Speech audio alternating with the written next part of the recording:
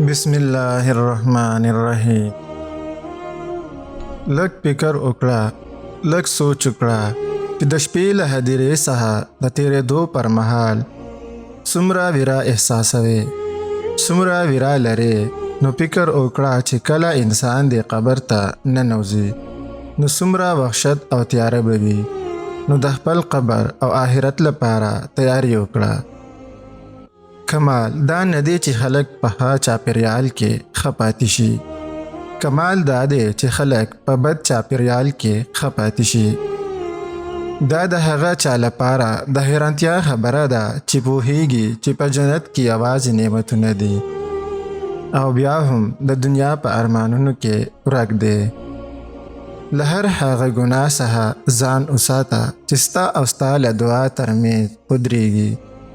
یاد ولره تر څو چې په ګناه کې ژوند کوې دعاګانې به مو نه قبلیږي. صبر د خدای له ټولو نعمتونو څخه لوی نعمت دی. هیڅکله چاته چانس مه ورکوه چې تا تباه کړي. که څوک درته کال ونه کړي نو په آرام ویده شه. که څوک درته میسج ونه کړي د هیڅ چا انتظار مه کوه، ځکه چې ته تر ټولو مهم یې. خپل ځان ته پام کوه، لومړی نمبر ستا دی او بیا د بل چا. که څوک د اذان په اورېدو سره هم لمانځه لپاره نه پاسیږي نو داسې ده چې الله تعالی یې لوی نه دی ګڼلی بلکې خپل کار یې لوی ګڼلی دی. هغه د ملګرو راټولول او ګپ شپ غوره ګڼلی، خوب او استراحت یې مهم ګڼلی او نرم او ګرم بستر یې مهم ګڼلی دی چې د الله تعالی لپاره یې پرې نه ښود.